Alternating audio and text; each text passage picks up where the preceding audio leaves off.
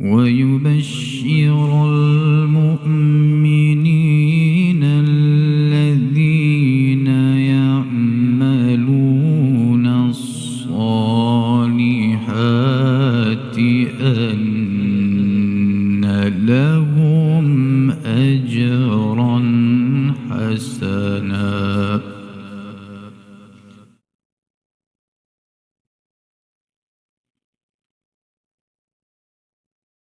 ويبشر المؤمنين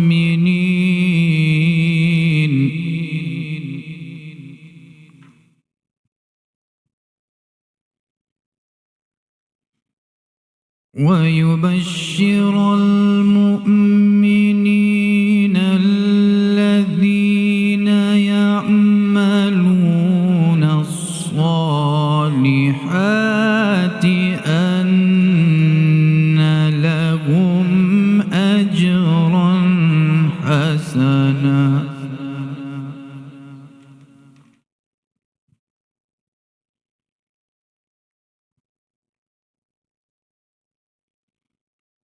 الذين يعملون الصالحات أن لهم أجرا حسنا ماكثين فيه أبدا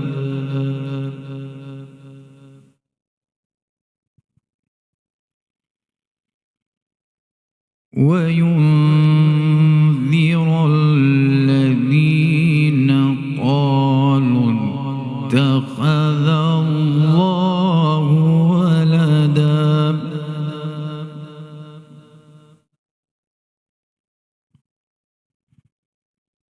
ما لهم به من علم ولا لآبائهم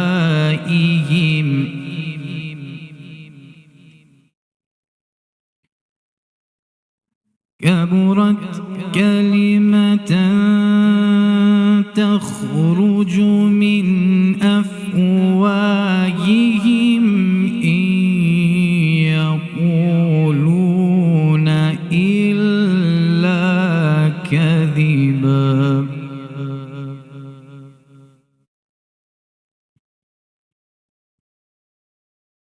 فلعلك باخع نفسك على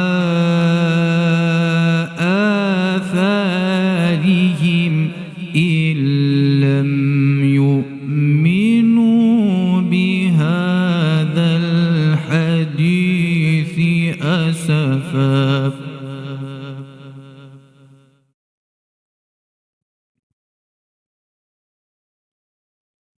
إنا جعلنا ما على الأرض زينة لها لنبلوهم أيهم أحسن عملا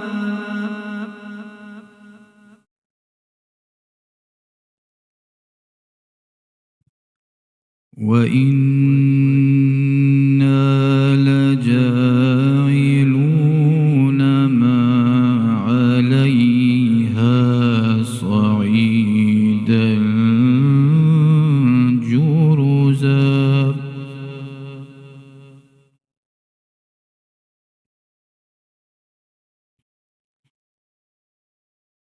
أم حسبت أن أصحاب الكهف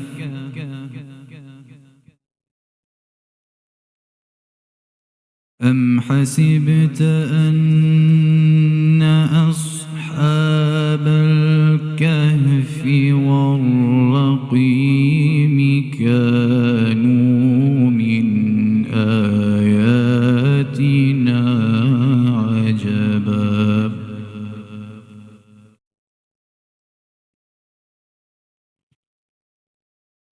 إذ أوى الفتية إلى الكهف فقال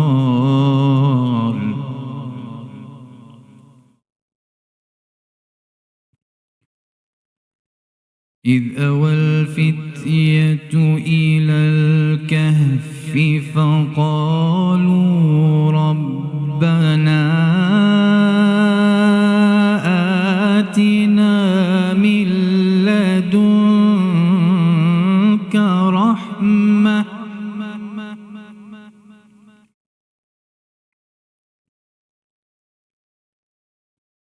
ربنا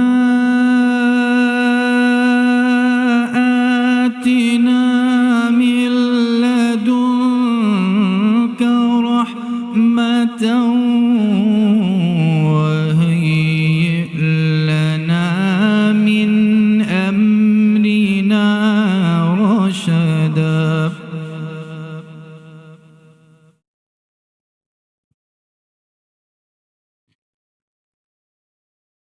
فضربنا على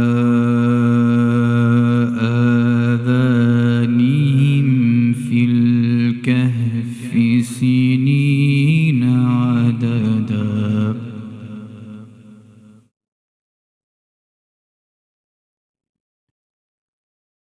ثم بعثناهم لنعلم أي الحزبين أحصى لما لبثوا أمدا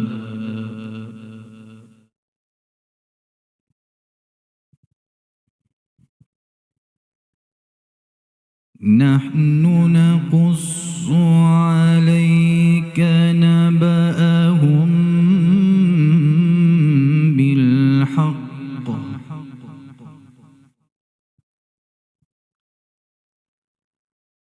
نحن نقص عليك نبأهم بالحق إنهم فتية آمنوا بربهم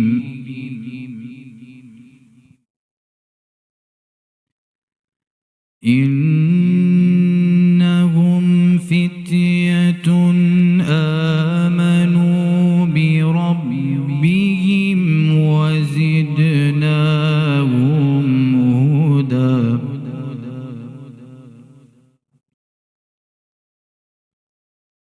وربطنا على قلوبهم إذ قاموا فقالوا ربنا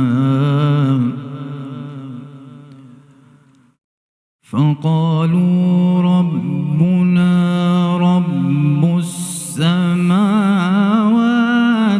والأرض لن ندعو من دونه إلها ربنا رب السماوات والأرض لن ندعو من دونه إلها لقد قلنا إذا شططا آمنا بالله وصدق الله العلي العظيم وصلى الله على سيدنا محمد وآل محمد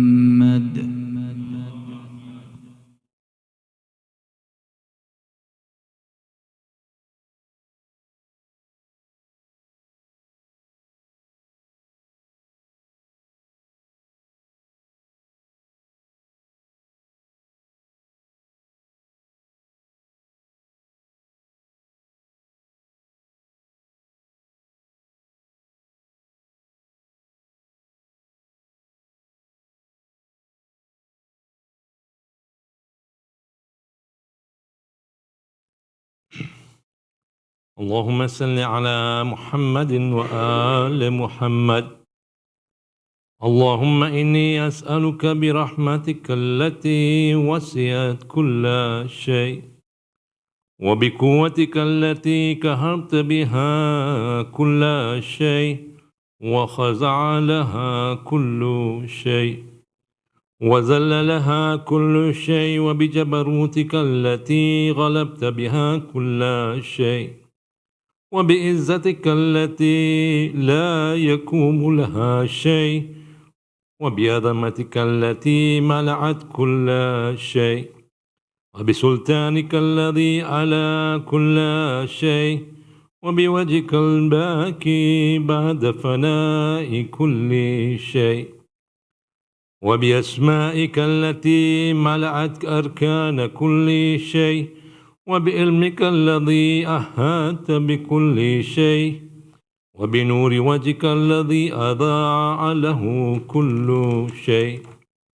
يا نور يا قدوس يا أول الأولين ويا آخر الآخرين، اللهم اغفر لي الذنوب التي تهتك الإثم، اللهم اغفر لي الذنوب التي تنزل النقم، اللهم اغفر لي الذنوب التي تغير النعم، اللهم اغفر لي الذنوب التي تحبس الدعاء، اللهم اغفر لي الذنوب التي تقطع الرجاء، اللهم اغفر لي الذنوب التي تنزل البلاء، اللهم اغفر لي كل ذنب أذنبت وكل خطيئة أخطأتها، اللهم إني أتقرب إليك بذكرك وأستشفي بك إلى نفسك وأسألك بجودك أن تدنيني من قربك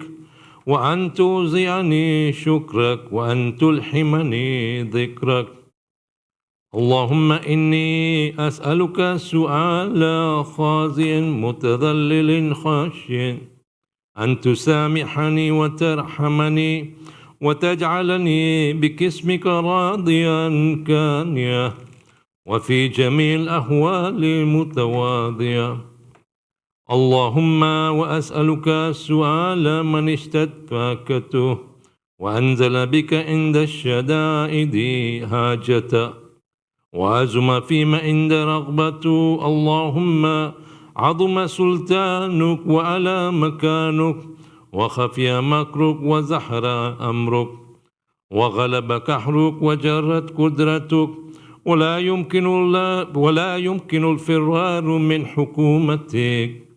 اللهم لا أجد لذنوبي غافرة ولا لكبائه ساترة ولا لشيء من عملي الكبيح بالحسن مبدلا غيرك، لا إله إلا أنت سبحانك وبحمدك ظلمت نفسي وتجرأت بجهلي وسكنت إلى قديم ذكرك لي ومنك علي.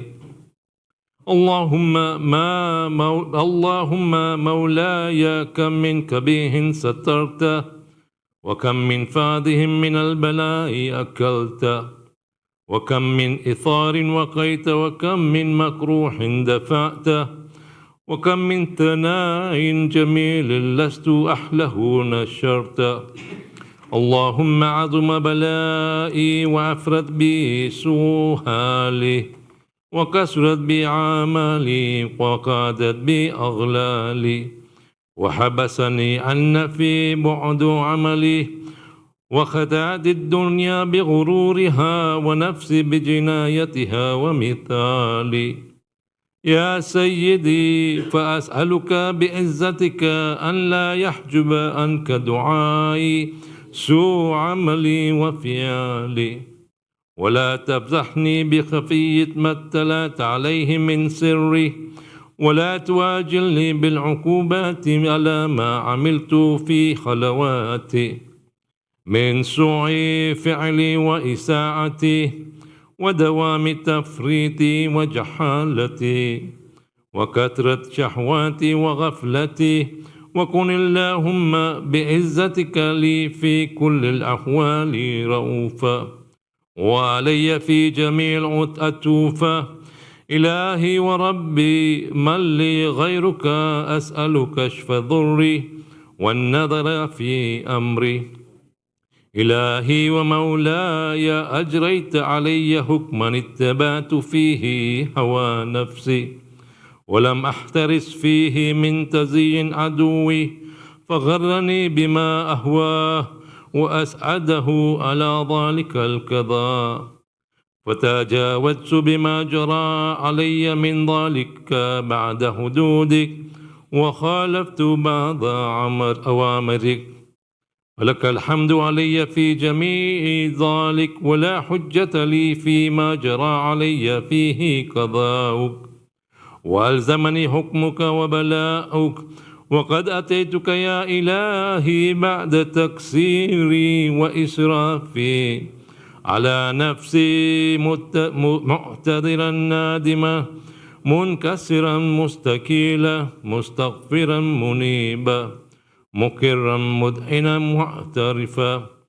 لا أجد مفرا مني ما كان مني ولا مفزعا أتوجه إليه في أمري غير قبولك عذري وإذكالك إياي في ساعة رحمتك. اللهم فاقبل عذري وارحم شدة ضري وفكني من شد وثاكي. يا رب ارحم ضعف بدني ورقة جلدي وزقة عزمي. يا من بعد خلقي وذكري وتربيتي وبري وتغذيتي حبني لابتداء كرمك وسالف برك بي. يا إلهي وسيدي وربي أتراك معذبني بنارك بعد توحيدك وبعد ما انتوى عليه قلبي من معرفتك ولهج به لساني من ذكرك وتقده ضميري من حبك وبعد صدق اعترافي ودعائي خاضيا لربوبيتك هيها أنت أكرم من أن تزين ما ربيت أو تباعد من أدنيت أو تشرد من آويت أو تسلم للبلاء من كفيته ورحمت. وليت شعري يا سيدي وإلهي ومولاي أتسالط النار على وجوه خرت لعظمتك ساجدة وعلى ألسن نتكت بتوحيدك صادقة وبشكرك مادها وعلى قلوب اترفت بإلهيتك محققة وعلى ضمائر حوات من العلم بك حتى صارت خاشية وعلى جوارها سعت إلى أوتان تعبدك طائيا وأشارت باستغفر مذعنا ما حاك ذنوبك ولا أخبرنا بفضلك عنك يا كريم. يا ربي وأنت تعلم دافيا قليل بلاء الدنيا وعقوباتها وما يجري فيها من المكاره على أهلها على أن ذلك بلاء ومكروه قليل مقتوه يسير بقاؤه قصير مدته فكيف احتمال بلاء الآخرة وجليل وقوع مكاره فيها وهو بلاء تطول مدته ويدوم مقامه ولا يخفف عن أهلي لأنه لا يكون إلا عن غضبك وانتقامك وسخطك وهذا ما لا تقوم له السماوات والأرض. يا سيدي فكيف لي وأنا عبدك الضعيف الدليل الحقير المسكين المستكين. يا إلهي وربي وسيدي ومولاي لي الأمور إليك أشكو ولما منها أزج وأبكي لعليم العذاب والشدة أم لطول البلاء ومدته فلئن سيرتني للعقوبات مع أعدائك وجمعت بيني وبين أهل بلائك وفرقت بيني وبين أحبائك وأوليائك فهبني يا إلهي وسيدي ومولاي وربي. صبرت على عذابك فكيف أصبر على فراقك. وهبني يا إلهي صبرت على حر نارك فكيف أصبر عن النظر إلى كرامتك. أم كيف أسكن في النار ورجاء عفوك.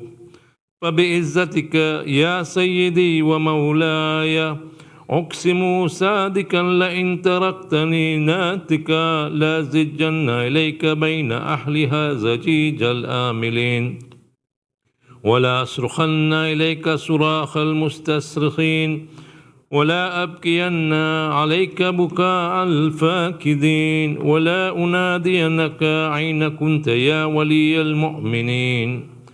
يا غاية الآمال العارفين يا غياث المستغيثين يا حبيب قلوب الصادقين ويا إله العالمين.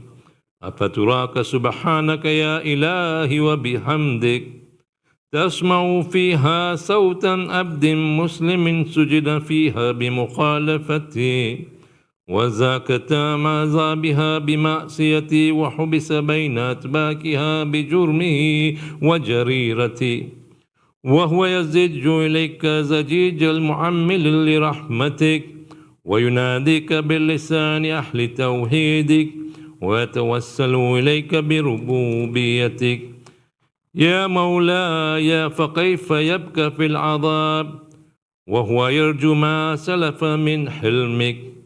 أم كيف تولمح النار وهو يعلم فضلك ورحمتك.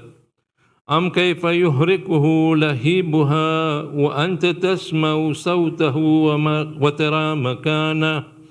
أم كيف يشتمل عليه زفيرها وأنت تعلم ضعفه. أم كيف يتقلقل بين أتباكها وأنت تعلم صدقه. أم كيف تزجره زبانيتها وهو يناديك يا رب. أم كيف يرجو فضلك في إتكه منها فتتركه فيها. هيها ما ذلك ظن بك ولا المعروف من فضلك ولا مشيبه لما عملت به الموحدين من برك وإحسانك. فباليقين أقتو لولا ما حكمت به من تعذيب جاهدك وقضيت به من إخلاد معاندك لجعلت النار كلها بردا وسلاما وما كان لأحد فيها مقرا ولا مقاما. لكنك تكاد أسماؤك أقسمت أن تملها من الكافرين من الجنة والناس أجمعين وأن تخلد فيها المعاندين وأنت جل ثناؤك قلت مبتدئا وتتولت بالإنعام متقرما.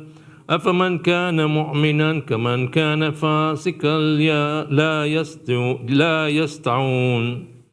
إلهي وسيدي فأسألك بقدرة التي قدرتها وبالقضية التي هتمتها وحكمتها وغلبت من عليه أجريتها أن تحب لي في هذه الليلة وفي هذه الساعة كل جرم أجرمت وكل ذنب أذنبت وكل قبيح أسررت وكل جهل أملت كتمته أو أعلنت أخفيته أو أظهرت وكل سيئات أمرت بإثباتها الكرام الكاتبين الذين وكلتهم بحفظ ما يكون مني وجعلتهم شهودا علي مع جواره وكنت أنت ركيب علي من ورائهم والشاهد لما خفي عنهم وبرحمتك أخفيته وبفضلك سترته وأن توفر هذه من كل خير أنزلته أو إحسان فزلت أو بر نشرت أو رزق بسطت أو ذنب تغفره أو خطأ تستر يا ربي يا ربي يا رب يا إلهي وسيدي ومولاي ومالك الرق يا من بيده ناصيتي يا أليما بضري ومسكنتي يا خبيرا بفقري وفاكتي يا ربي يا ربي يا رب أسألك بحقك وقدسك وعزم صفاتك وأسمائك وأن تجعل كاتي في الليل والنهار بذكرك معمورة وبخدمتك موصولة وأعمالي عندك مقبولة حتى تكون أعمالي وأورادي كلها وردا واحدا وهالي في خدمتك سرمدا يا سيدي يا من عليه معولي يا من إليه شكوت وهو لي يا ربي يا ربي يا رب قوي على خدمتك جواره واشدل على الأزيمة جوانه وهب لي الجد في خشيتك والدوام في الاتصال بخدمتك حتى أسراها إليك في ميادين السابقين وأسرع إليك في المبادرين واشتاك إلا قربك في المشتاكين وأدنو منك دنو المخلصين وأخافك مخافة المؤكنين واجتمع في جوارك مع المؤمنين اللهم ومن أرادني بسوء فعرض ومن كادني فكد واجعلني من أحسن عبيدك نسيبا عندك وأقربهم منزلة منك وأخصهم زلفة لديك فإنه لا ينال ذلك إلا بفضلك وجد لي بجودك واعطف علي بمجدك واحفظني برحمتك واجعل لساني بذكرك لحجة وقلبي بحبك متيما ومن علي بحسن إجابتك واكلني أثرتي واغفر لي زلتي فإنك قضيت على عبادك بإبادتك وأمرتهم بدعائك وضمنت لهم الإجابة وإليك يا ربي نسبت وجهي وإليك يا ربي مددت يدي فبعزتك استجيب لي دعائي وبلغني مناي ولا تقت من فضلك رجاي واكفني شر الجن والإنس من أعدائي يا سري الرضا اغفر لمن لا يملك إلا الدعاء فإنك فعال لما تشاء يا من اسمه دواء وذكره شفاء وطاعته غنى ارحم من رأس مال الرجاء وسلاحه البكاء يا سابغ النعم يا دافي النكم يا نور المستوحشين في ظلم يا عالما لا يعلم صل على محمد وآل محمد وافعل بما أنت أهله وصلى الله على رسوله والأئمة الميامين من آله وسلم تسليما كثيرا اللهم صل على محمد وآل محمد. سورة مباركة الفاتحة.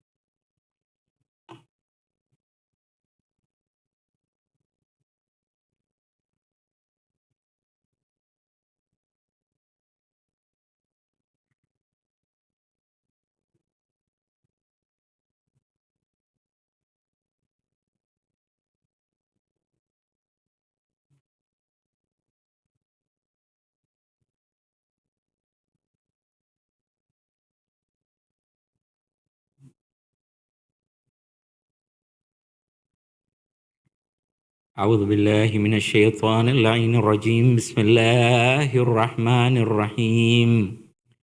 إن الله وملائكته يصلون على النبي يا أيها الذين آمنوا صلوا عليه وسلموا تسليما. صل على محمد وعلي محمد. الله أكبر الله أكبر الله أكبر والله أكبر. أشهد أن لا إله إلا الله. أشهد أن لا إله إلا الله.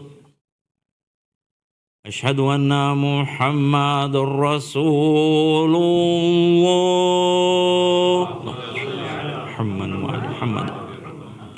أشهد أن محمد رسول الله. محمد وعلى محمد. أشهد أن عليا ولي الله.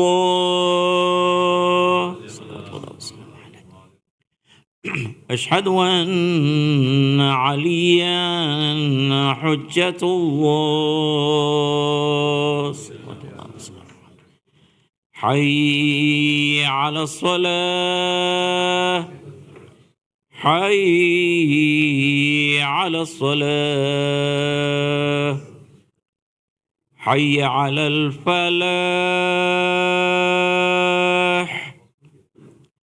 حي على الفلاح. حي على خير العمل. حي على خير العمل. الله أكبر والله أكبر. لا إله إلا الله.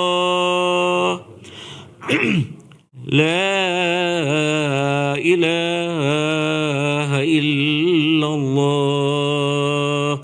وصلى الله على سيدنا محمد وآله محمد. وجعلني مقابل نبيك محمد صلى الله عليه وسلم استقال القرار برحمتك.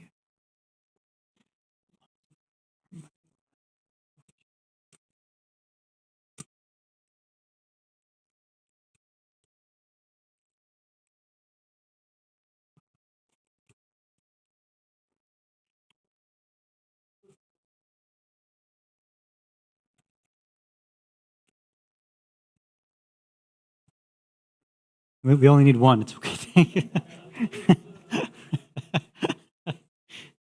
استغفر الله ربي وأتوب إليه. أعوذ بالله السميع العليم من الشيطان اللعين الرجيم. بسم الله الرحمن الرحيم. الله أكبر الله أكبر. أشهد أن لا إله إلا الله. أشهد أن لا إله إلا الله. أشهد أن محمد رسول الله صلى الله عليه وآله وسلم. أشهد أن محمد رسول الله صلى الله عليه وآله وسلم وأن عليا ولي الله عليه الصلاة والسلام. حي على الصلاة. حي على الصلاة. حي على الفلاح. حي على الفلاح. حي على خير العمل. حي على خير العمل. قد قامت الصلاة. قد قامت الصلاة. الله أكبر الله أكبر. لا إله إلا الله. استغفر الله ربي. الله أكبر. أعوذ بالله من الشيطان الرجيم. بسم الله الرحمن الرحيم. الحمد لله رب العالمين الرحمن الرحيم مالك يوم الدين. إياك نعبد وإياك نستعين. اهدنا الصراط المستقيم صراط الذين أنعمت عليهم غير المغضوب عليهم ولا الضالين. بسم الله الرحمن الرحيم. إنا أعطيناك الكوثر فصل لربك وانحر إن شانئك هو الأبتر. الله أكبر. سبحان ربي العظيم وبحمده سبحان الله سبحان الله سبحان الله سمع له لمن حمد الله أكبر سبحان ربي الأعلى وبحمده اللهم صل على محمد وآل محمد الله أكبر استغفر الله ربي وأتوب إليه الله أكبر سبحان ربي الأعلى وبحمده سبحان الله سبحان الله سبحان الله الله أكبر بحول الله وقوته أقوم وأقعد وأركع وأسجد بسم الله الرحمن الرحيم الحمد لله رب العالمين الرحمن الرحيم مالك يوم الدين إياك نعبد وإياك نستعين اهدنا الصراط المستقيم صراط الذين أنعمت عليهم غير المغضوب عليهم ولا الضالين بسم الله الرحمن الرحيم قل هو الله أحد الله الصمد لم يلد ولم يولد ولم يكن له كفوا أحد كذلك الله ربنا الله أكبر ربنا آتنا في الدنيا حسنة وفي الآخرة حسنة وقنا عذاب النار الله أكبر سبحان ربي العظيم وبحمده اللهم صل على محمد وآل محمد سمع له لمن حمد الله أكبر سبحان ربي الأعلى وبحمده اللهم صل على محمد وآل محمد الله أكبر أستغفر الله ربي وأتوب إليه الله أكبر سبحان ربي الأعلى وبحمده اللهم صل على محمد وآل محمد الله أكبر الحمد لله أشهد أن لا إله إلا الله وحده لا شريك له وأشهد أن محمدا عبده ورسوله اللهم صل على محمد وآل محمد وتقبل شفاعته وارفع درجته بحول الله وقوته أقوم وأقعد وأركع وأسجد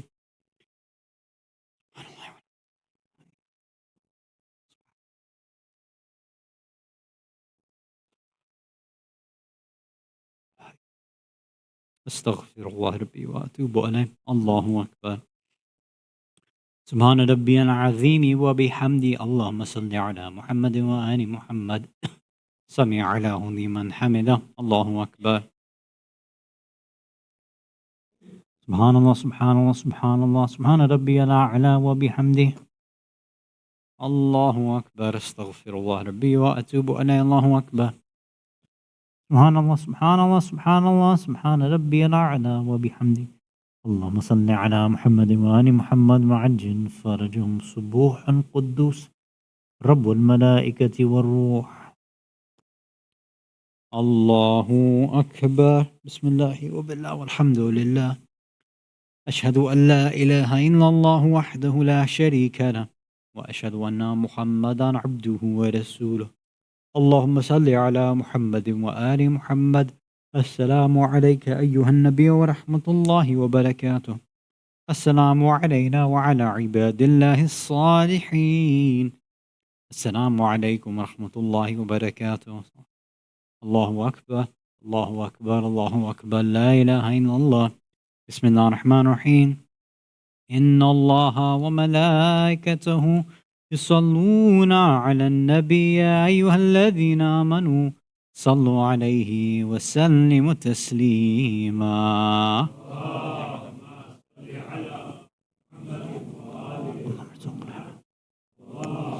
اللهم صل على محمد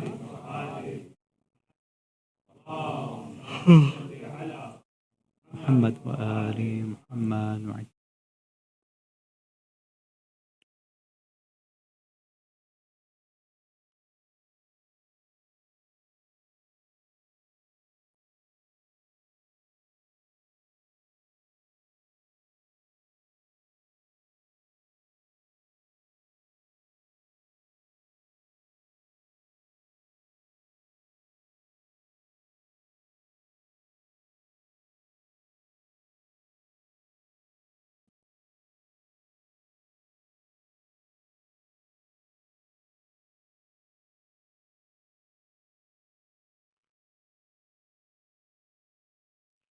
لا إله إلا الله.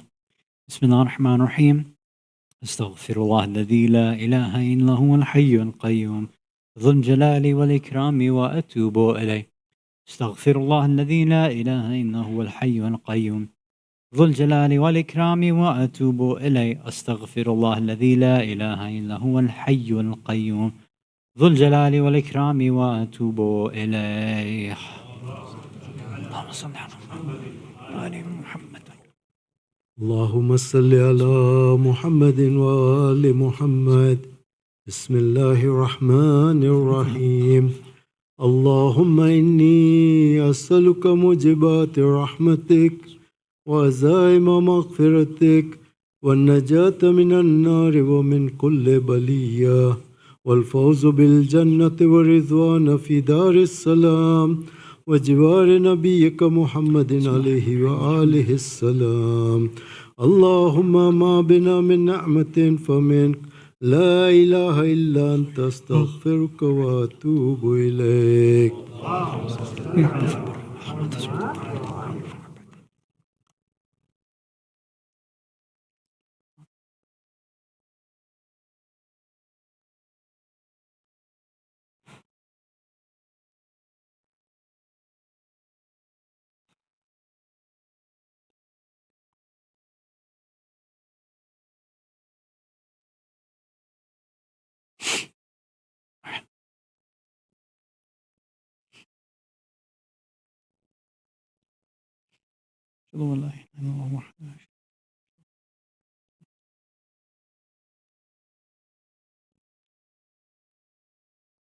بسم الله الرحمن الرحيم. الحمد لله.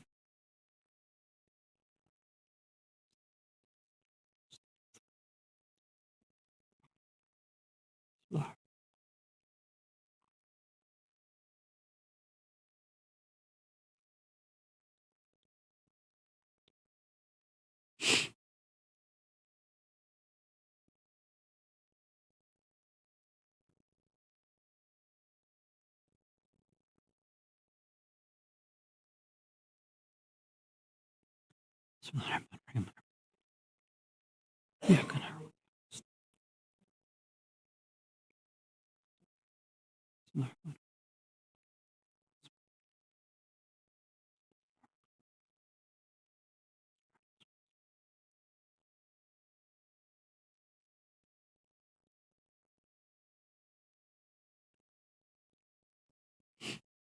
أشهد أن لا إله إلا الله. أشهد أن محمدا رسول الله. السلام عليكم.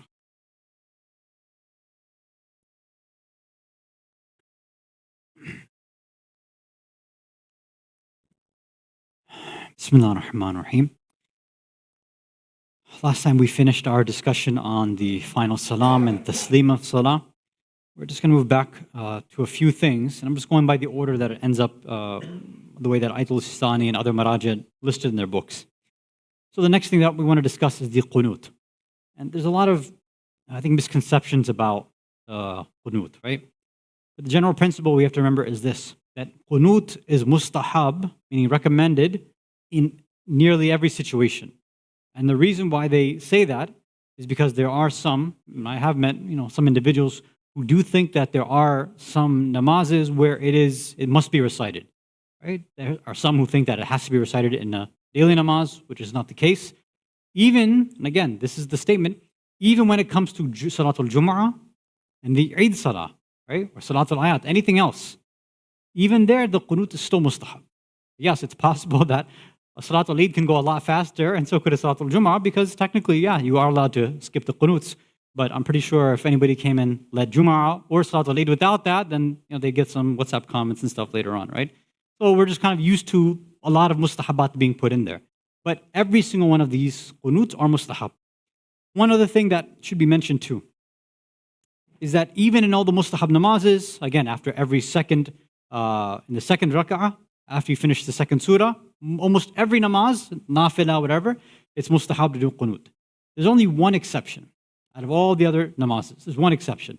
And that's for those of you who are familiar with the different parts of Salatul Layl, right? Salatul Layl is 11 rak'ats total, right? The first 8, which are done 2, 2, 2, are called the Nawafilul Layl. They're the nawafil for Salatul Layl. The next two, so you've done your 8, now this is 9 and 10. This is called Salatul Shafr. This is the one salah where a lot of marajis say there's no evidence to say that qunut is mustahab for this namaz. So Ayatul Sistani and others say that, look, ihtiyat wajib is, if you want to do it, then do it, but your niyyah has to be raja matlubiyah, which is again in a way of him saying, look, it's on you, between you and God, because I can't find any evidence to say that it's mustahab there. So that's why in a lot of these short little pamphlets that tell you about namaz al-shab and salatul layl, they'll say, do not recite the qunut in salatul shaf. And that's probably the reason why, because it makes no sense to at that point, right? And yes, even for that last rakat, which is known as the witr, salatul witr, even there, that long qunut, which is pretty much like the heart of that namaz, even that is mustahab too. A mustahab within a mustahab.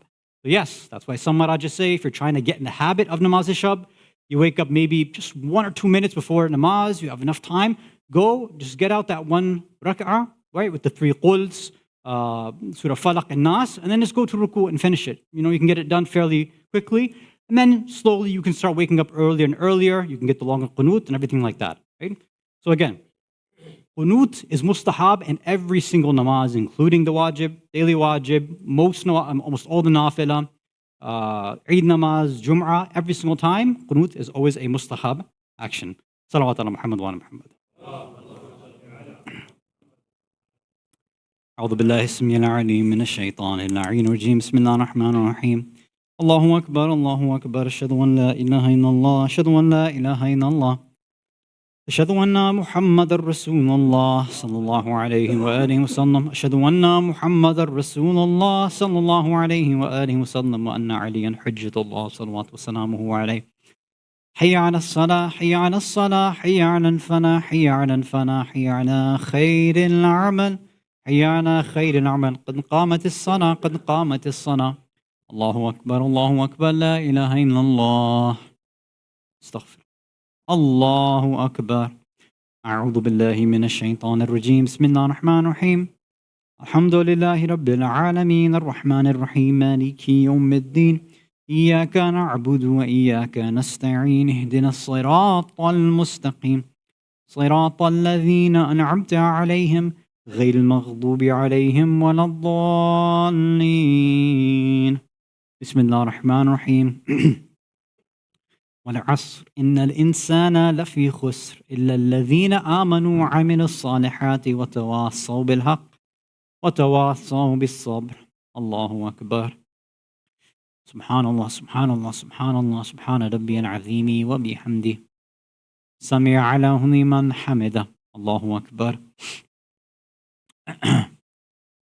سبحان الله سبحان الله سبحان الله سبحان ربي الأعلى وبحمده الله أكبر استغفر الله ربي وأتوب إليه الله أكبر سبحان الله سبحان الله سبحان الله سبحان ربي الأعلى وبحمده الله أكبر بحول الله وقوته يقوم وأقعد وأركع وأسجد بسم الله الرحمن الرحيم الحمد لله رب العالمين الرحمن الرحيم مالك يوم الدين إياك نعبد وإياك نستعين اهدنا الصراط المستقيم صراط الذين أنعمت عليهم غير المغضوب عليهم ولا الضالين بسم الله الرحمن الرحيم قل هو الله أحد الله الصمد لم يلد ولم يولد ولم يكن له كفوا أحد كذلك الله ربنا الله أكبر يا الله يا رحمن يا رحيم يا مقلب القلوب ثبت قلوبنا على دينك الله أكبر سبحان ربي العظيم وبحمده سبحان الله سبحان الله سبحان الله سمع له لمن حمده الله أكبر سبحان الله سبحان الله سبحان الله اللهم صل على محمد وآل محمد الله أكبر استغفر الله ربي وأتوب إليه الله أكبر سبحان الله سبحان الله سبحان الله اللهم صل على محمد وآل محمد الله أكبر الحمد لله أشهد أن لا إله إلا الله وحده لا شريك له وأشهد أن محمدا عبده ورسوله اللهم صل على محمد وآل محمد. بحول الله وقوته أقوم وأقعد وأركع وأسجد.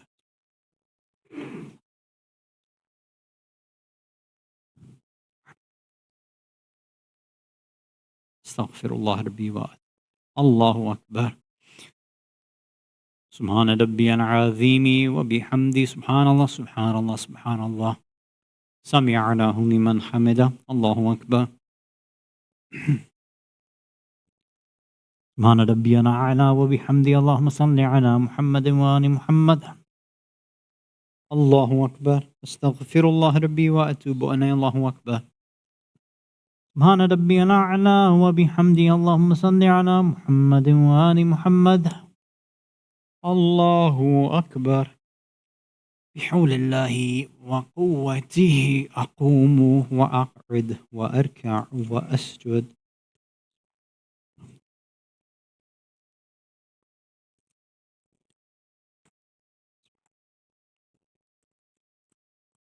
استغفر الله ربي. الله أكبر. سبحان ربي العظيم وبحمده. اللهم صل على محمد وآل محمد. سمع الله لمن حمده. الله أكبر. سبحان ربي الأعلى وبحمده. اللهم صل على محمد وآل محمد. الله أكبر. استغفر الله ربي وأتوب إليه. الله أكبر. سبحان الله سبحان الله سبحان الله. سبحان ربي الأعلى وبحمده. اللهم صل على محمد وآل محمد وعجل فرجهم. سبوح قدوس رب الملائكة والروح. الله أكبر. بسم الله وبالله والحمد لله. أشهد أن لا إله إلا الله وحده لا شريك له وأشهد أن محمدا عبده ورسوله. اللهم صل على محمد وآل محمد. السلام عليك أيها النبي ورحمة الله وبركاته.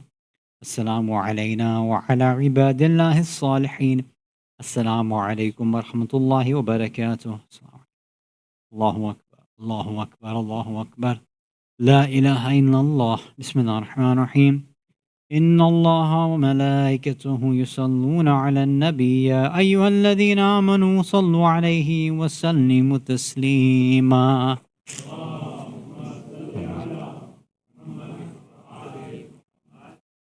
اللهم صل على محمد وآل محمد. صل على محمد.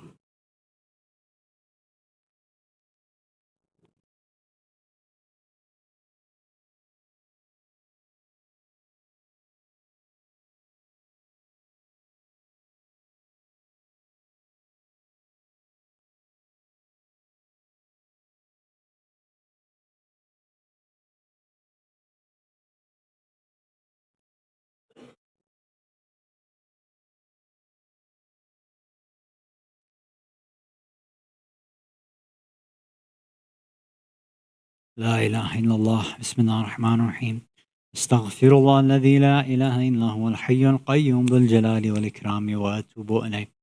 استغفر الله الذي لا إله إلا هو الحي القيوم ذو الجلال والإكرام وأتوب إليه. استغفر الله الذي لا إله إلا هو الحي القيوم ذو الجلال والإكرام وأتوب إليه. اللهم صل على محمد وآل اللهم صل على محمد وآل محمد. بسم الله الرحمن الرحيم. اللهم إنه ليس لي علم بموضع رزقي وإنما أطلب بخطرات تخطر على قلبي فأجول في طلبه البلدان وأنا فيما أنا طالب كالحيران. لا أدري في سهل وأم في جبل أم في أرض أم في سماء أم في بر أم في بحر ولا يدي من ومن قبل من وقد علمت أن علمه عندك وأسبابه بيدك وأنت الذي تقسمه بلطفك وتسببه برحمتك اللهم فصل على محمد وآله واجعل يا ربي رزقك لي واسع ومطلبه سهلا وما خزاه قريبا ولا تعنني بطلب ما لم تقدر لي فيه رزقا فإنك غني عن عذابي وأنا فقير إلى رحمتك وصل على محمد وآله وجد على عبدك بفضلك إنك ذو فضل عظيم اللهم صل على محمد تقبل الله.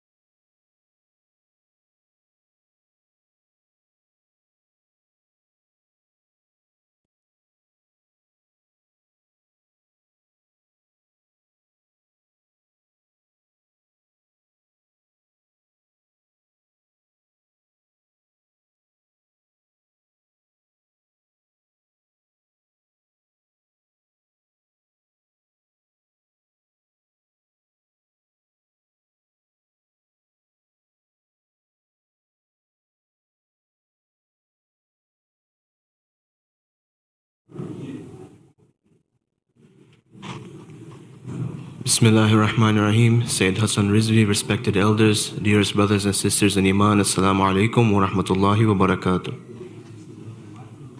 Surah Fatiha is requested for all the marhumin listed on the screen as well as all other marhumin. Al-Fatiha.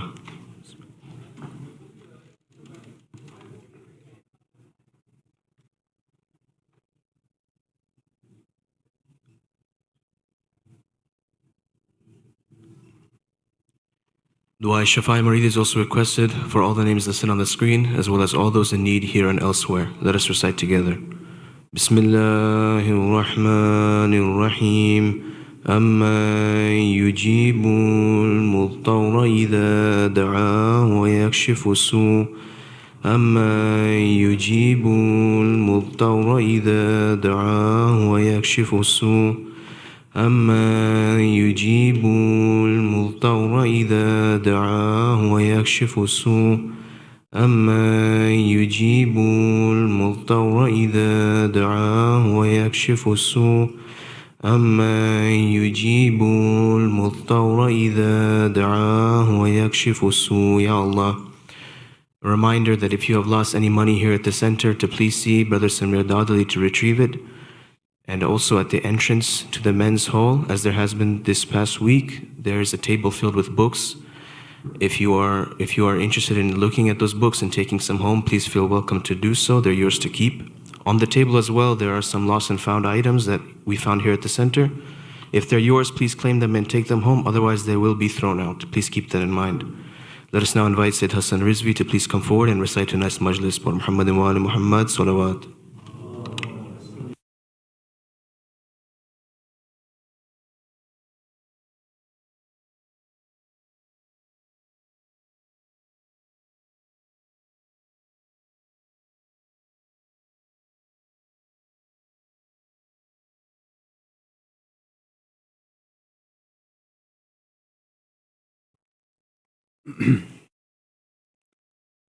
أعوذ بالله السميع العليم من الشيطان اللعين الرجيم بسم الله الرحمن الرحيم وبه نستعين لا حول ولا قوة إلا بالله العلي العظيم الحمد لله رب العالمين والصلاة والسلام على أشرف الأنبياء والمرسلين بالقاسم المصطفى محمد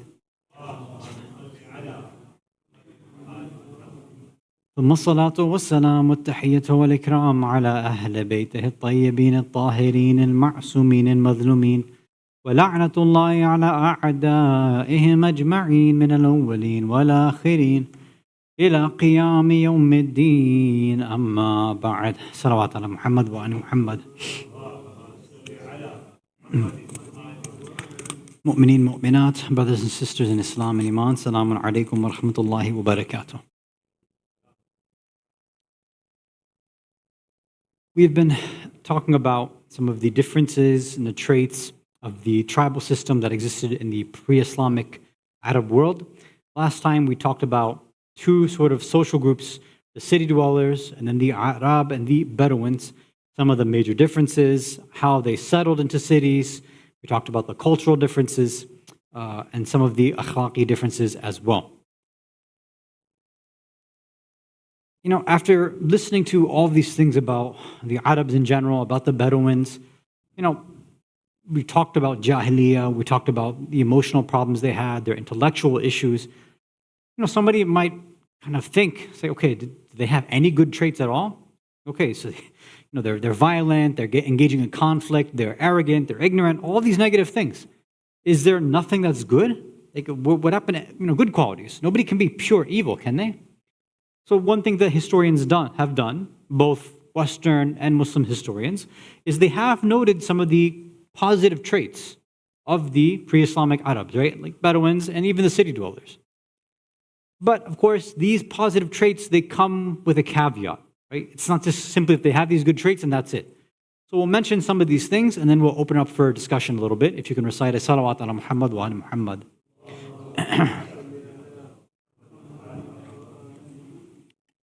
There was a lot more people here for namaz. Did everybody go outside for the fireworks? Is that what happened? Okay. So, you and I are fairly familiar with the positive traits of the pre-Islamic Arabs. Why and how? Because any of you who have traveled to the Middle East, or pretty much anywhere in the East, but primarily the Middle East, you and I have experienced most of these qualities too. Anybody that's gone, I haven't, may Allah grant us all the ability to, has gone for Arba'een, for example. Right? Anybody that goes to Iraq in general, but especially Arba'een, people who go to even Iran, if they travel to some other Arab country, whether it's Muslims, whether it's non-Muslims, no matter who it is, they all come back saying pretty much the same thing. They were so generous, they were always wanted to do service, they were so hospitable. And these are sort of the main qualities that ulama have discussed. Even to this day, everybody recognizes that. You've seen all these sort of travel vloggers. They go to the Middle East too. And when they're there, now again, some people might argue that it's because there's a camera in their face, that's why they're acting like this. But you and I know better than that. That no, this behavior, this hospitable behavior, this khidmat that they do, this generosity that they have, the openness, right, wanting to take care of one another, that is not there, it's not happening just because of the social media age. It's always been like that. And they've noted that this is something that's been happening pre-Islamically. Right? So this is an ancient Arabian sort of idea here. So much so that sometimes especially the Orientalist authors, when they note this, right? Because typically when they're talking about the Arabs, anybody else, but normally when Westerners write about Easterners, especially Arabs, they always use things like they're uncivilized, they're barbaric, these kind of terms. So this is something that always kind of boggled the minds of Western historians and sociologists. They saw these contradictions within, especially the nomadic, the Bedouin, the Arabi. Like, why are they like this? So I'll give you one example. There is a famous 11-volume work called The Story of Civilization. It was written by a couple, actually, Will and Ariel Durant. They're both American historians and philosophers.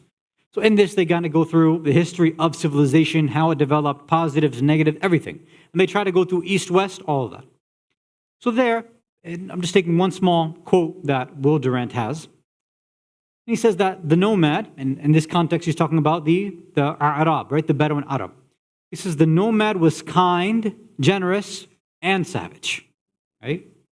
He was jealous, miserly, and treacherous, and immoral, yet conservative. Despite his poverty, he was generous, and he faced the world with elegance. So you can see in their writings, and these kind of little quotes, that they were caught off guard. They said, we don't understand how this is possible.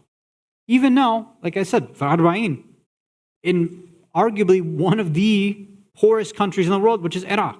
No, they're not doing economically great. But you see that somehow every single year they take care of all the zawar that are there. Right? Individuals that have almost nothing to eat, very little income, they're somehow able to provide, set up a mokib and a table, and just take care of individuals, right? So it's part and parcel, and it's been passed down from generation to generation, right? We've seen this there. Now, here's the question. Is this in and of itself, and all these other positive traits that they have, are they actually good traits or not? You might say, of course they're good. What's bad about doing khidmah and taking care of others? What's bad about being generous and being hospitable? Well, think about some of the other positive traits that we've already talked about. Is that, number one, we talked about their bravery. And we talked about how they always kind of kept their promises, right? These pacts that they would always develop. So people might say those are good qualities, but you and I, based on the way we've already discussed it, so look, the bravery that you're talking about, bravery in and of itself is not always a good thing. Would we ever use the word like a brave Zionist soldier? No, we'd never use a term like that. Although maybe what they're doing is something that requires bravery, right? Something in a dangerous situation, right? Obviously going into, occupying a land itself requires a kind of, a special kind of bravery anyway. But we would never use that word because we know bravery is a positive characteristic. And an evil person can't have this. And if they have evil intentions, you shouldn't be able to call them brave, right? Or if somebody is loyal and they stick to their promises, well, what if their promises are not good? What if the pacts and the treaties that they come up with are not good? So who cares if they're loyal? You know how we always hear this nowadays? We heard it in World War II with the Nazis. We heard this sometimes in Islamic history with the Umayyads and the Abbasids. We hear it nowadays too about soldiers who commit the worst acts. What do they say? I was just following orders. So they're loyal. They're sticking to their oath and their promise, but it's not a good one that they stuck with. So traits like these are not good in and of themselves, right? There has to be something else that's attached to it too. You and I, for example, we're very, very familiar with the famous riwayat, right? We say, innamal a'mal bin niyat, that an amal has to be connected with its niyyah. You can't just take an action and say, ends justify the means.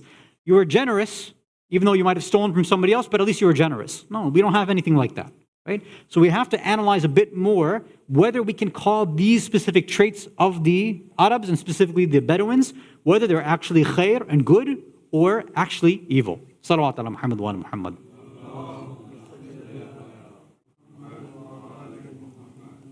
Let's start with the first one, which is the easy one. Shuja'a, right? Bravery. We already talked about this. We already know that, yes, we know that they were brave and courageous. They would go into battle, but what? It was for the sake of their tribe.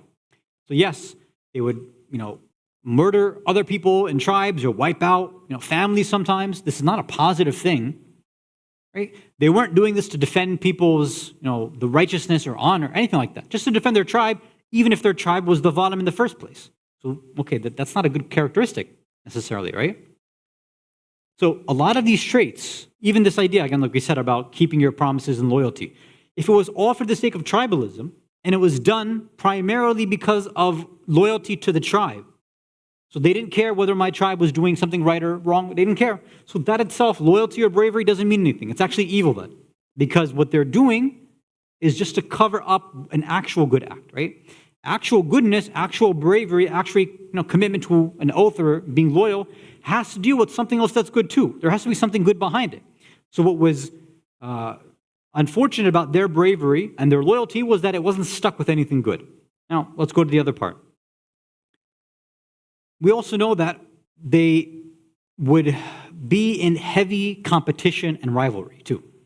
So if they were doing good things, and let's just say that, yes, they were protecting somebody else. Maybe let's say that their tribe was oppressed and somebody went out to fight that evil Zalim tribe. Many of them were not doing this for the sake, again, of goodness. They were doing it because I want to have more izzah, more shuja'a, and more honor than everybody else. I want to be known amongst all the other Arabs. So they did it for their namesake. They did it for egotism, right? They did it for the sense of arrogance and pride, takabbur. They didn't care about what was actually good or right or deen or anything like that. They said, I want everybody to know how wealthy I am, how generous I am, right? That's why they're so known to be generous. If I can give out over and over and over again, if I can be hospitable too, then that means this other tribe, they're going to lose their honor and their dignity. And our tribe and me, I'll look better. And guess what? If I come out as the most honorable of my tribe too, of my clan and my family, I end up being the most generous, because of my wealth. Even if I'm poor and I still give out, my sons all go out to battle, so they're courageous. Then the next time a chief, a sheikh needs to be chosen for the tribe, guess who they're going to look at? They're going to look at me because I had all these quote-unquote positive traits. So this was also, again, seeking attention and power. And this is the theory of some historians too, the Shia historians, when they say, look, these ashab that you Shias don't like so much and say so many negative things, what about all the good stuff they did? Right? They freed slaves, they did khidmah, they went into battles, they did some of these things, right? If they weren't running away from battles, sometimes they actually did participate, maybe a little bit, right? So, okay, what about that? He said, look, it's possible that they did a few good things. Sure, we don't want to deny everything. But at the same time, we know from the Quran, and we know from their own words that a lot of this was what? Because of that pre-Islamic Jahil culture that they still had. So why did they want to go into battle with the Muslims? We on the side of Rasulullah sallallahu alaihi wasallam. Allahumma salli ala Muhammad wa because if they could come out on top and get that bravery, then they'd be known amongst the Muslims. So the same thing, they were looking for their name to come out, right? Egotism, arrogance. Why were they being generous and freeing slaves and doing all this? Again, same thing. They wanted attention on them. So there were some Sahaba who had this behavior too. And this is why some also say, again, it's a conspiracy theory, but it's a theory nonetheless, that some were smart enough to do this because they saw the rise of Islam. So this guy Muhammad is going to probably end up winning. He's going to conquer everything. We need to do all of this because when it comes time after he passes, they're going to need a new leader. If we start participating in all these battles, maybe we don't actually participate, but we're just there. If we're there and we're generous in the beginning and people make note of it, then yes, when it comes time for a new leader to be elected, a new sheikh, a new chief, then we'll be looked at. And these are some of the arguments. This is some of the stuff that was brought up in Saqifa as well too. So these things may have been in their minds. Again, these are part of the theories that are out there. The other part too, again, understanding the way marketing worked there too. How did somebody's izzat or honor or name kind of go out? Or how did they lose it? How did people find out about this? Again, there's no social media, obviously. There's no media, really. Who's the media of that time? It's the sha'ir, the poet. The poets were the ones who were going, watching the battles like journalists, noting everything, and then they would go back to cities or to other tribes and tell the tales in poetic form about, who did what in what battle. So I might show off in a battle. Why? Because I know that a poet's watching and he'll go out and tell my tales everywhere. Right? Or if I'm generous and I know a poet's watching, then I'll do extra khidmah, be extra generous. So what? This poet notices, puts it together a couplet for me and goes and tells everybody else. So some of them were just playing, again, the algorithm pretty much is what they were doing, right? If we're using modern day terms. So that's what they were doing. So this is pretty much what was happening, right? So a lot of it was for their ego, was for arrogance, for their name to get out there, for tribal alliances and allegiances. There was no khair in reality of what they were doing. But it's not always the case that Allah sees the negative spiritual traits in somebody and just says, get rid of it altogether. Sometimes it does come from, sometimes the way that we act has a small amount of goodness. So back then and even now, a tool that's used to say, okay, how can we take this and spin this into something good? How do we take this, for example, need of rivalry, of competition? You guys are arguing about your family size and your wealth and all of this. You're arguing about your dead relatives. Okay, if you want to compete, then we have to switch what you're competing for. We're not going to get rid of the idea of competing. Compete, but let us change your nature and your maqsad and your hadaf and go for what you're competing for. So if this idea of a musabiqa, a competition, exists within Islamic literature. We should know this well for those who know the Quran. I'll give two examples. One is in Surah Al-Hadid, Surah 57, Ayah 21. Bismillah ar-Rahman ar-Rahim. سابقوا إلى مغفرة من ربكم وجنة عرضها كعرض السماء والأرض. So compete and race and run towards maghfirah from your Rabb.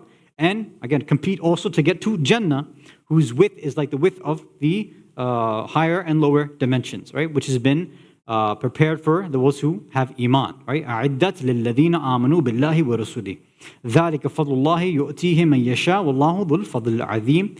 That is the fadl, the grace, the kindness of Allah, which He gives to whoever He wills. And Allah is the one who controls this great grace and power. Salawat ala Muhammad wa ala Muhammad.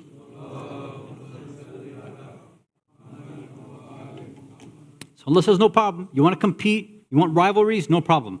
Race towards my maghfirah and race towards Jannah, right? Not towards getting your name out there, not towards getting more money or wealth or bigger families. Don't do that. This is a better maqsad and a goal for you. Another example in Surah Baqarah, right? Ayah 148.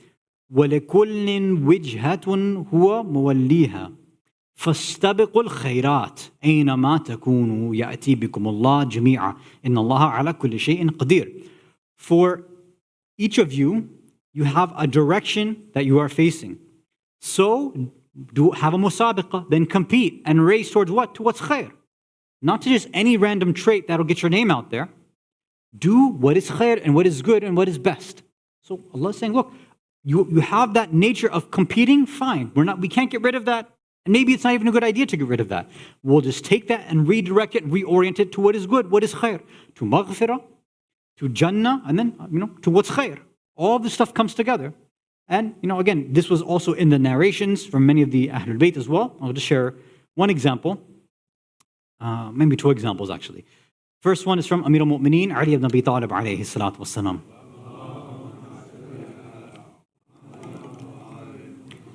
This hadith that's attributed to him is a lot more direct than the other statements as well too. So he's reported to have said, "In kuntum la muhalata mutasabiqin." If you can't help yourself, if you have to be in some sort of competition, right? If you're like you can't stop yourself, you have to compete. Then what? فَتَسَابَقُوا إِلَىٰ إِقَامَةِ حُدُودِ اللَّهِ. So then compete in what? In establishing the Sharia, the Hududullah, Allah's boundaries.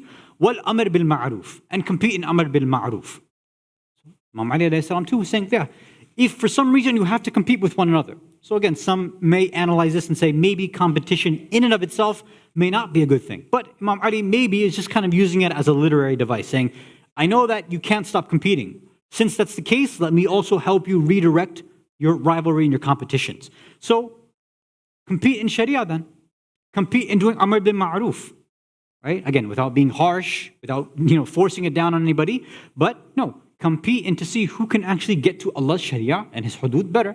Right? That's one thing.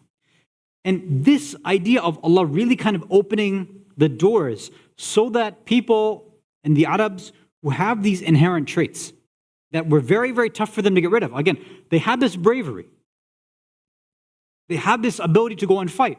So Allah says, okay, there's a way that we don't want to get rid of this completely. Why? Because this can be mufid, this can have fa'idah for Islam and the Islamic civilization. So what's another way that maybe we can redirect this and reorient this? And this leads us, and this is what we'll end with, is to one of the most confusing halal alternatives that Allah has given, that even to this day, most people are still kind of confused about. So let me share, again, this hadith from Rasulullah sallallahu alayhi wa alihi wa sallam.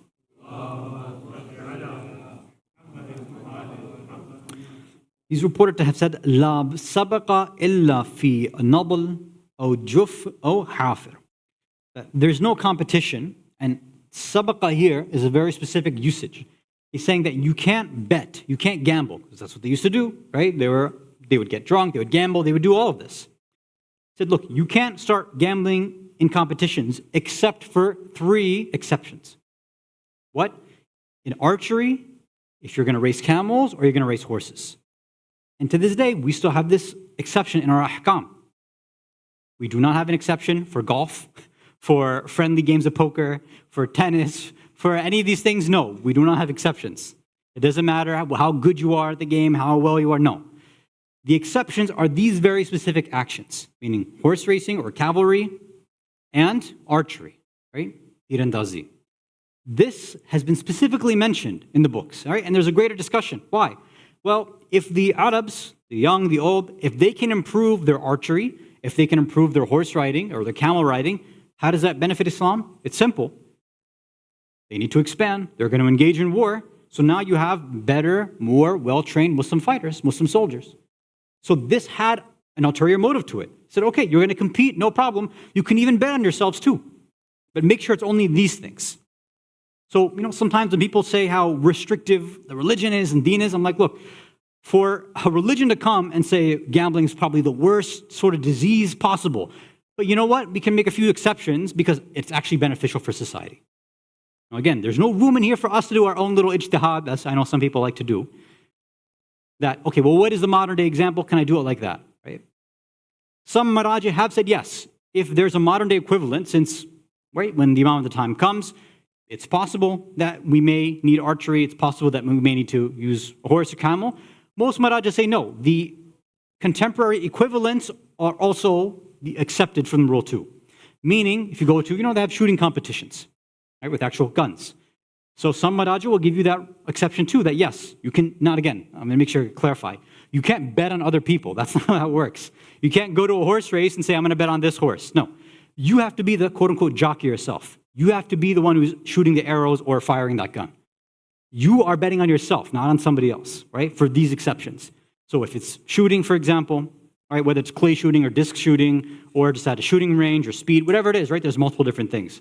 We're in a red state, there's a lot of opportunities like that. And some say, okay, what about horse racing and cavalry? Well, again, being involved in the equestrian arts is still something, right? People still are involved in that. Some Maraji do extend and say, yes, actually, this could be possibly extended to racing, meaning street racing or drag racing too.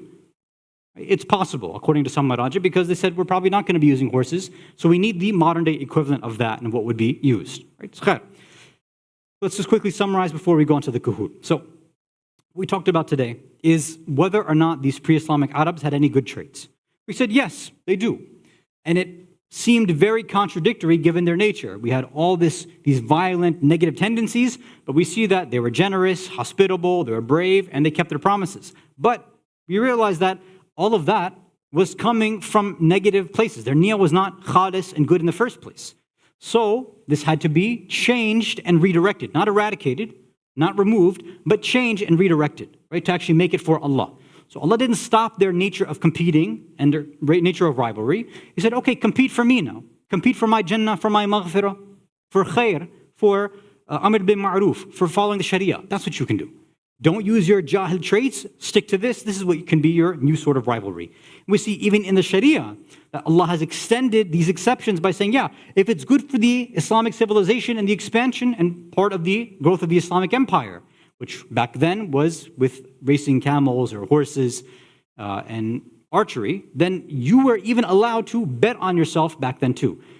To this day, there is specific books of fiqh, chapter of fiqh called Kitab al-Sabq or Bab al-Sabq wa Rimaya, which talks about all the different rules involved and if you actually want to engage. Right? You can't just do whatever you want. There's specific rules on how you're allowed to bet on yourself, who holds the money while the race is happening, things like that. So there's ahkam related to that. I don't think you're going to find it in the English Tawziyat Masail. I don't think they've translated that part. But it's actually interesting to know that Allah has actually opened that up to try to redirect people to what is actually good in the dunya and good for the akhirah as well. Let's move on to our kahoot. If you can recite a salawat ala Muhammad wa ala Muhammad.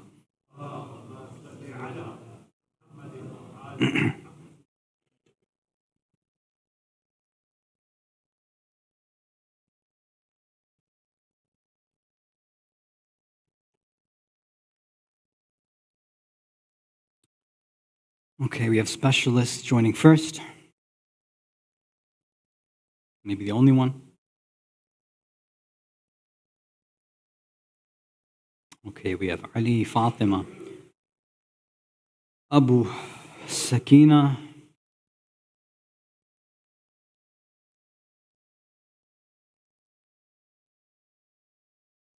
NSM, MK,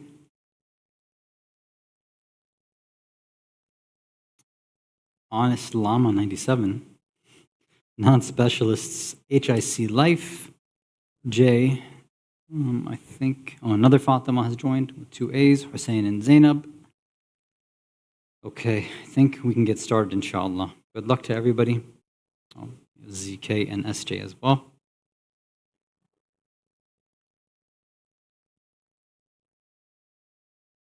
Okay, as usual, we have our 4 questions. Bismillah ar-Rahman ar-Rahim. Number 1, it's a multi-select. Which salah, yani salawat, become batil if qunut is not recited? Salatul Eid, Salatul Jum'ah, Salatul Witr, meaning the last rak'ah of Salatul Layl, the daily wajib salat namazes, or Salatul Ayat, or none of the above. Which of these namazes, salawat, remember, salawat is the plural of salah, becomes batil if qunut is not recited? Yes, it's none. We already said this in between Maghrib and Isha tonight, that qunut is always mustahab, no matter what, even for Eid and Jum'ah, although people would think it's really strange if we do leave out the qunuts there.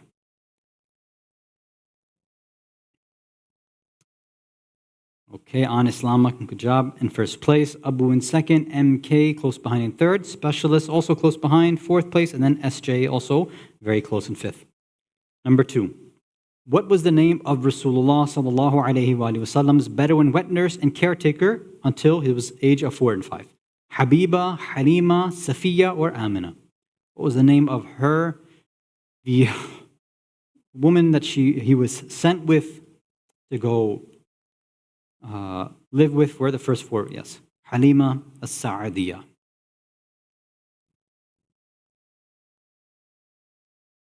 Most of you got that, very good. The board only changed a little bit. On Islama still in first place, must have gotten it quick. Abu still second. Third now, SJ has jumped to there. MK in fourth, and Fatima now is in fifth place on the board. Okay, true or false? Ancient Arab city dwellers had a better mastery of the Arabic language and poetry due to their formalized education. Is that true or false? That the Arab, pre-Islamic Arab city dwellers had a better knowledge and mastery of Arabi, the Arabic language, and their sha'air and their poetry. Because in the cities, they had more formalized. It's false, right? We talked about this last week, that it was the Bedouins who kept the pure Arabic there. That's one of the reasons why people would send their children as soon as they were born with the Bedouins to go learn proper Arabic. 14 and 5, nice. Okay, on Islama still in first place. Nice job. Okay, SJ's jumped to second. Board has changed. MK in third. Ali M now on the board in fourth place. Hussein and Zainab, welcome to the board. Fifth place. Good job. Last question. Let's see. What is a knock? Is it a decorative design on the handle of a sword, a belt used to hold smaller weapons, a notch at either end of a bow for holding the string, or a type of armor worn by samurai?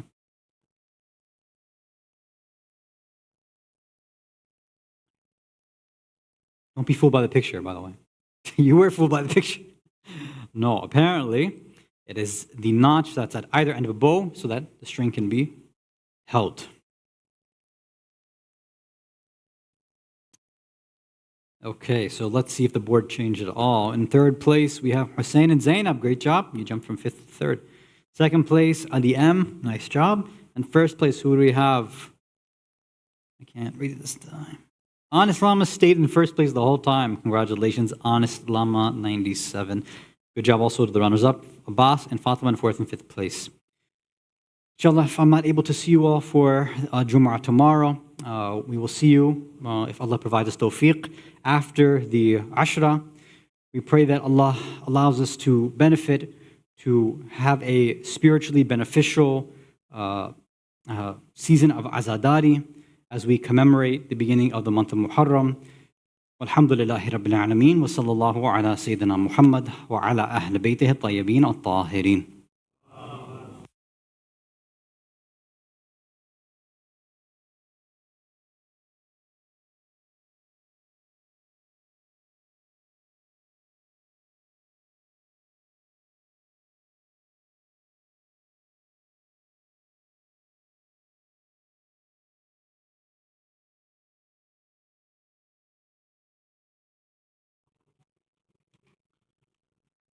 اللهم صل على محمد وآل محمد اللهم صل على محمد وآل محمد بسم الله الرحمن الرحيم السلام عليك يا وارث آدم صفوة الله السلام عليك يا وارث نوح النبي الله السلام عليك يا وارث إبراهيم خليل الله السلام عليك يا وارث موسى كليم الله السلام عليك يا وارث عيسى روح الله السلام عليك يا وارث محمد حبيب الله السلام عليك يا وارث أمير المؤمنين ولي الله السلام عليك يا ابن محمد المصطفى السلام عليك يا ابن علي المرتضى السلام عليك يا ابن فاطمة الزهراء سيدة النساء العالمين السلام عليك يا ابن خديجة الكبرى السلام عليك يا ثار الله وابن ثاري والوتر الموتور أشهد أنك قد أقمت الصلاة وآتيت الزكاة وأمرت بالمعروف ونهيت عن المنكر وطعت الله ورسوله حتى أتاك اليقين فلعن الله أمة قتلتك ولعن الله أمة ظلمتك ولعن الله أمة سمعت بذلك فرضيت به يا مولاي يا أبا عبد الله أشهد أنك كنت نورا في الأسلاب الشامخة والأرحام المتحرة لم تنجسك الجاهلية بأنجاسها ولم تلبسك من مدلهمات ثيابها واشهد أنك من دعائم الدين وأركان المؤمنين واشهد أنك الإمام البر التقي الرضي الزكي الحادي المهدي واشهد أن الأئمة من ولدك كلمة التقوى وعلام الهدى والعروة الوثقى والحجة على أهل الدنيا واشهد الله وملائكته وأنبياءه ورسله أني بكم مؤمن وبيا بكم موقن بشرع الدين وخواتم عملي وقلبي لقلبكم سلم وأمري لأمركم متبع صلوات الله عليكم وعلى أرواحكم وعلى جسادكم وعلى جسامكم وعلى شاهدكم وعلى غائبكم وعلى ظاهركم وعلى باطنكم السلام عليك يا ابن رسول الله السلام عليك يا ابن نبي الله السلام عليك يا ابن أمير المؤمنين السلام عليك يا ابن الحسين الشهيد السلام عليك أيها الشهيد وابن الشهيد السلام عليك أيها المظلوم وابن المظلوم لعن الله أمة قتلتك ولعن الله أمة ظلمتك ولعن الله أمة سمعت بذلك فرضيت به السلام عليكم يا أولياء الله وأحباءه السلام عليكم يا أصفياء الله ووداءه السلام عليكم يا أنصار دين الله. السلام عليكم يا أنصار رسول الله. السلام عليكم يا أنصار أمير المؤمنين. السلام عليكم يا أنصار فاطمة سيدة النساء العالمين. السلام عليكم يا أنصار أبي محمد الحسن بن علي الولي الزكي الناصح. السلام عليكم يا أنصار أبي عبد الله. بأبي أنتم وأمي طبتم وطابت الأرض التي فيها دفنتم وفزتم فوزا عظيما، فيا ليتني كنت معكم فأفوز معكم. السلام عليك يا أبا الفضل عباس ابن أمير المؤمنين. السلام عليك يا ابن السيد الوسيين. السلام عليك يا ابن أول القوم الإسلام وأقدمهم إيمانا وأقومهم بدين الله وأحوتهم على الإسلام. أشهد لقد نصحت لله ولرسوله ولأخيك في النعم الأخ المواسي، فلعن الله أمة قتلتك، ولعن الله أمة ظلمتك، ولعن الله أمة استحلت منك المحارم وانتهكت حرمة الإسلام. فنعم الصابر المجاهد المحامي الناصر، والأخ الضعيف أخيه المجيب إلى طاعة ربه الراغب فيما زهد فيه غيره من الثواب الجزيل والثناء الجميل، والحقق الله بدرجة آبائك في جنات النعيم. السلام عليكم ورحمة الله وبركاته. السلام عليك يا غريب الغرباء السلطان أبا الحسن مولانا علي بن موسى الرضا، كن شفيعنا وشفيع والدينا في يوم الجزاء ورحمة الله وبركاته. السلام عليك يا مولانا يا صاحب العصر والزمان. السلام عليك يا شريك القرآن. السلام عليك يا كعبة الإيمان. السلام عليك يا إمامنا وإمام الإنس والجان. عجل الله لك ما وعدك من النصر وظهور العام جميعا ورحمة الله وبركاته.